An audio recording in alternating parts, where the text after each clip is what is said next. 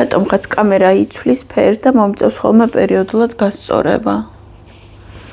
ამუქებს. ერთხელ მაქვს ამ თემაზე ნალაპარაკები. 22 წლის ან გაზაფხული იყო, ან ზაფხული. სულ ერთხელ ვილაპარაკეთ, ან საკმაოდ მოკლედ და ახლა მგონი უნდა გავიმეორო. და უნდა ვილაპარაკო უფრო ფართოდ.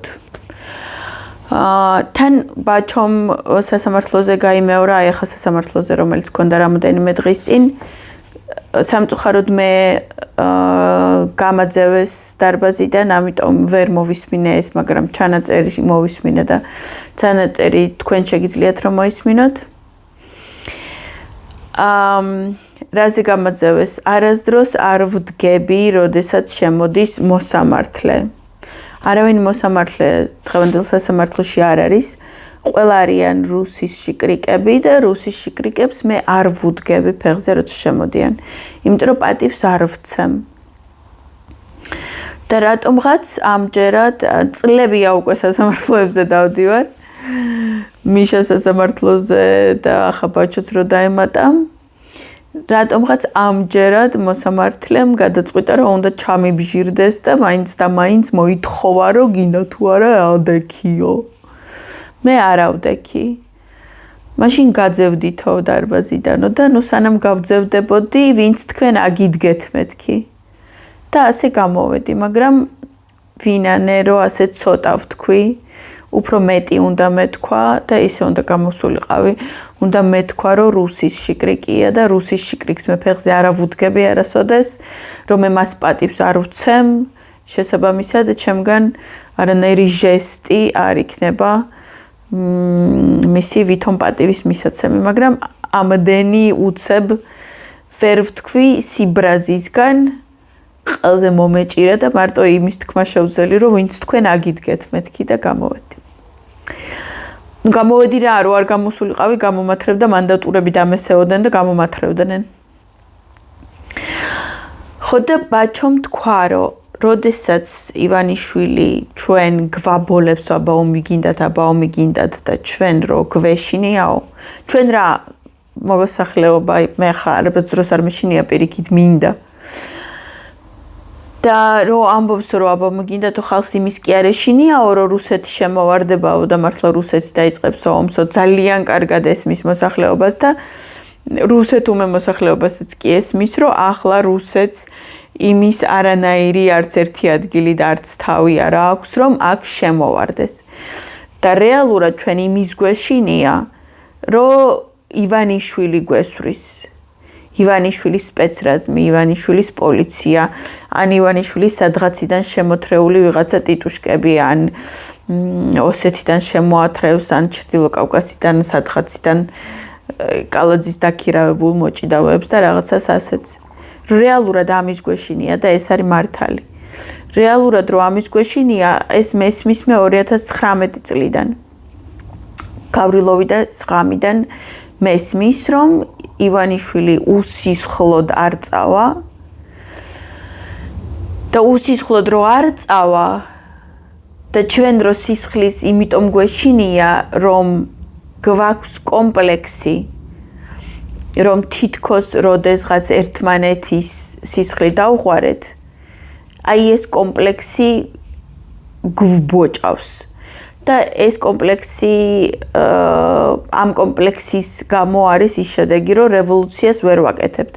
ჯერთი რევოლუციას იმიტომ ვერ ვაკეთებთ, რომ ლიდერი არ გვყავს, მაგრამ ბოლოს და ბოლოს, ანუ როდესაც ასეთი გამწარებულია მოსახლეობა, ულიდეროდაც შეიძლებოდა რაღაცის ქნა ან რამის ქნა. ხო და რომ ვერ ვაკეთებთ ამას, ზუსტად იმიტომ ვერ ვაკეთებთ, რომ გვაქვს კომპლექსი. იმის რომ თითქოს და 90-იანებში ჩვენ ვითომ სამოქალაქო ომი გვქონდა. უნდა ვილაპარაკოთ ამაზე უფრო მეტი და უფრო მეტი, რომ ეს კომპლექსი მოვიხსნათ. არანაირი სამოქალაქო ომი ჩვენ არ გვქონდა. აი წინა კვირას და კიდე იმის წინა კვირას Facebook-ზე თუ დააკვირდით, იყო გაჩაღებული ეს ქოცურ-რუსული კამპანია მოცეკვავე თეა დარჩიას საწინააღმდეგო. გადაეკიდა მთელი დორბლიანი საქოცეთი, რომ ღმერთო ბავშვებს როგორ ელაპარაკება. არა და ძალიან კარგად ელაპარაკება და საერთოდ არაფერი სიუხეშე არც ერთ მის ვიდეოში არ ყოფილა ბავშვის მიმართ. ხო და რამოდენიმე ვიდეოს ჩავყევი მე ქალბატონი თეას გვერდზე, თედასის გვერდზე. და იქ ერთ-ერთი ვიდეო ასეთი, რომ მისი გოგოები ესე თავის ბავშვობის წრეში ზის და მოსწავლეების წრეში.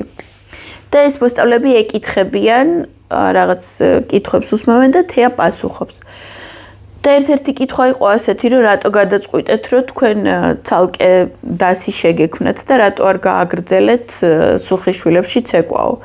და თეამ უპასუხა, რომ იმიტომ რომ ძალიან გაჭირვებული დრო იყო 90-იანებში, როდესაც ჩვენ სამოქალაქო ომი გქონდაო და ნუ მე ცოტა გავბორაზდი და დავუწერე, რომ არანაირი სამოქალაქო ომი 90-იანებში ჩვენ არ გქონია, ეს იყო რუსული ომი.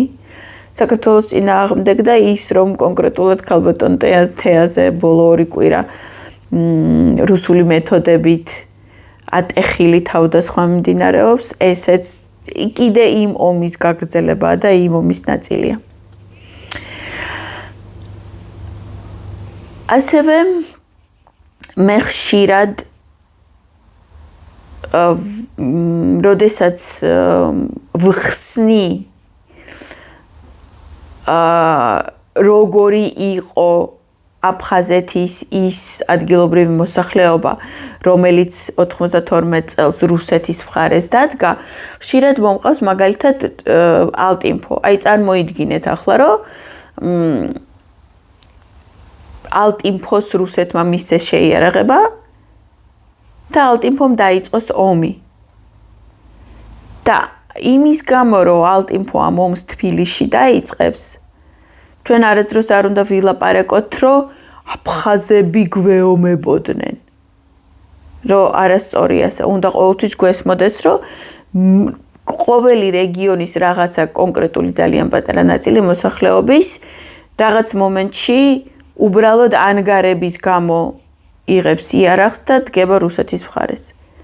აი ეს იყო იგივე თბილისში, როდესაც გამსახურდიას მოუწყეს პუტჩი, როდესაც დაამხეს, როდესაც დაიწყეს სროლა დეკემბერში და დაიწყეს ეს ეგრეთ წოდებული ვითომ სამოქალაქო, ეს რუსეთი იყო.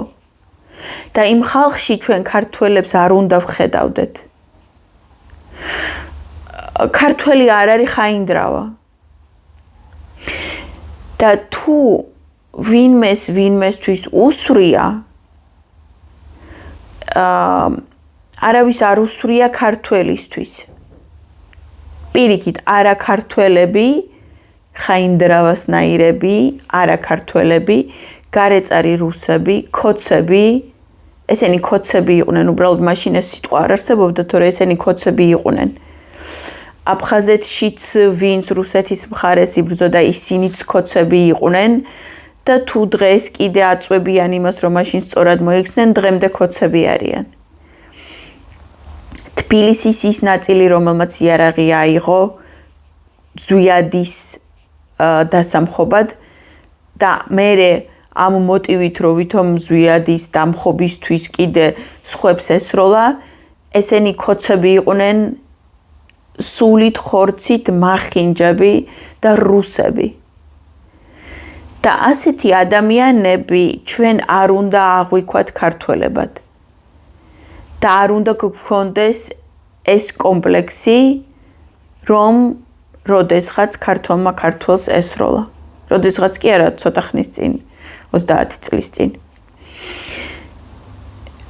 კიდე ერთხელ ღმერთმა დაგვიფაროს და კიდე ერთხელ რომ მოხდეს ასეთი რაღაცა. ივანიშვილმა რომ გვესროლოს. არ უნდა შევუშინდეთ ამას და ივანიშვილისთვის და მისი ხროვისთვის ნასროლი ტყვია, საპასუხოდ ნასროლი ტყვია, ჩვენ არ უნდა აღვიქვათ და არ უნდა გვეგონოს ქართველისთვის ნასროლ ტყვიად. ჩვენ უნდა გვესმოდეს, რომ ვესვრით რუსეთს.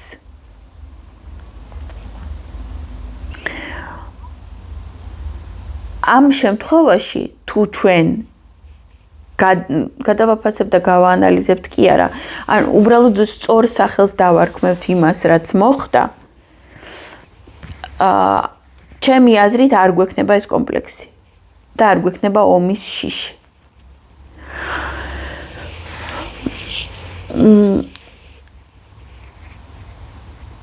სილაჩრის შიში ბევრად უფრო ძლიერია ქართულ ერში. იმიტომ გავძელით ამდენი ხანი და იმიტომ ვარსებობთ ამდენი საუკუნე, რომ ჩვენში არსებობს გენეტიკურ დონეზე სილაჩრის და ლაჩრობის შიში უფრო დიდია, ვიდრე ომის და ვიდრე თავისუფლებისთვის სიკვდილის შიში. და დაგვაკომპლექსა ჩვენ ზუსტად იმან, რომ რუსეთმა თავისი ომი შემოგვტენა და მოგვატყუა და გაგვიფორმა ისე, ვითომ ჩვენ თავზე ავწიეთ ხელი. ვითომ ქართველმა ქართველს ესროლა. ეს ტყუილია ქართველისთვის არ უსროლია. ისროდნენ ხაინდრავა აბრაზნები ორივე მხრიდან. ჯერ ხო თბილისში სანამ ეს იყო, ხაინდრავა აბრაზნები ისროდნენ. მერე სამეგრელოში რო წავიდნენ, იქაც ხაინდრავა აბრაზნები ისროდნენ. მერე აფხაზეთში რო ჩავიდნენ და აფხაზეთამდე რომ მივიდნენ, იქ მეორენაირი ხაინდრავა აბრაზნები დახვდათ. და თბილისელი ხაინდრავა აბრაზნები ესროდნენ სოხუმელ ხაინდრავა აბრაზნებს. და ხაინდრავა აბრაზნები რუსები არიან. და არა აქვს მნიშვნელობა, რომ ქართული გვარები აქვთ. ამ ქართულ გვარებმა არ უნდა მოგვატყუოს, არ უნდა დაგვაკომპლექსოს. ხაინდრავა აბრაზნს თუ მივიდა იქამდე სიტუაცია, კიდევ ერთხელ ღმერთმა დაგვიფაროს და ყველას გვინდა რომ არ მივიდეს არასდროს, მაგრამ თუ მივიდა, წინასწარ უნდა ვიყოთ იმისთვის მზად, რომ ხაინდრავა აბრაზნს რო ესვრი, ქართველს არ ესვრი. რუსს ესვრი და რუსს კლავ. და ხაინდრავა აბრაზნის მაიმე დამტანჯა. ხაინდრავა აბრაზნის მოყვლით შენ რუსეთს კლავ საქართველოში. ამიტომ ამან კი არ უნდა დაგაკომპლექსოს და ღმერთო მე ქართულს როგორ ვესროლე და ქართულმა ქართულზე როგორ აწია იარაღი. ანუ ქართველმა ჩაკლა რუსი თავის სახლში და თავის ტერიტორიაზე. მე ახლა ვილაპარაკე ძალიან კონკრეტულად, როგორც ვიცი ხოლმე ლაპარაკი და ისე რომ ყველაფერს თავის სახელი დავარქვი, მაგრამ ისე უფრო აკადემიურად, უფრო ლამაზად და დახუჭუჭებულად და მოხუჭუჭებულად, ასევე ამ თემაზე დღეს დაწერა პოსტი ნუცა ბათიაშვილმა, მაირა ნადირაძის შვილია. დავასკრინე და დავდე ტექსტური პოსტები, სადაც მიდევს და სკრინების ისინი, სადაც არის ველი, იქ გესიამოვნებათ გადაიკითხეთ კიდევ ერთხელ. იქაც ანუ იმაზეა საუბარი, რომ ჩვენ ეს კომპლექსი გვაქვს და ამ კომპლექსით რუსმა დაგვაკომპლექსა. და ეს კომპლექსი უნდა მოვიშოროთ. და მერე ჩვენ ომით ვერავინ ვერ შეგვარშინებს, ლაჩრები აქ არავინ არაა. და ლაჩრები სადმე სხვაგან მოიძიონ. ჩვენ გვეშინია მხოლოდ იმის, რომ არ მოგვიწვიოს ვითომ ქართველისთვის როლა და ეს ვითომ ქართველი არ არის რუსია. ჩვენ დავამხობთ ივანიშვილს, აუცილებლად ვიზამთ ამას. იმნაირად, ამნაირად, თუ რბილად, თუ არ რბილად, თუ ამერიკის დახმარებით, მაშინ რბილად დავამხობთ. თუ დახმარებამ ძალიან დაიგვიანა, მაშინ არ რბილად მოგვიწევს ამის გაკეთება, მაგრამ მოგვიწევს და მივა ხალხი იმ ზომამდე და იმ დონემდე, გაბრაზების იმ დონემდე, რომ ეს გააკეთოს, ეს აუცილებლად მოხდება. დღეს და ვიღაცამ დადო Facebook-ზე ვიდეო, როგორ დაამხეს ჩაუშესკუ.